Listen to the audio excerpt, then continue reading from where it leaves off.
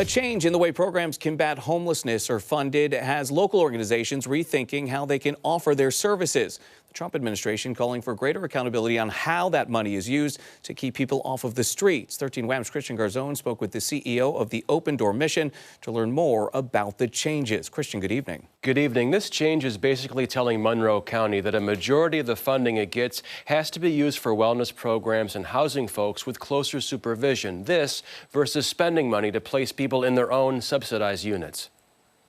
The Department of Housing and Urban Development making some changes in their notice of funding opportunity.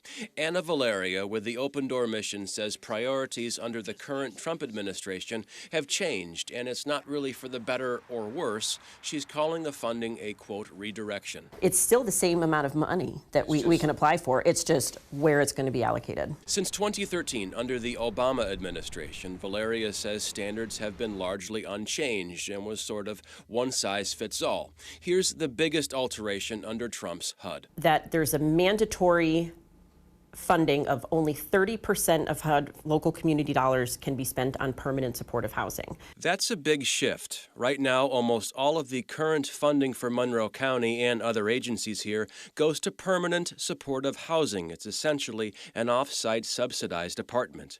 The Trump administration wants to knock that money down to 30% and have more money go to what's called transitional housing and support services. Transitional is more on-site with the services provided on-site as well. That makes sense. And typically mandatory participation in those services. In other words, more accountability for participants and closer supervision, which could yield greater successes. Valeria says this shift at HUD could present more opportunities for Monroe County and how the mission here tackles homelessness in Rochester. The downside, of course, is the uncertainty that's going to come with a shift like this. Are there going to be agencies that are defunded or programs that are going to be defunded?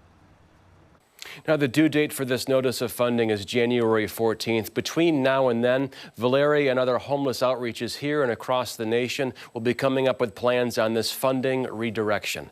Right back to you.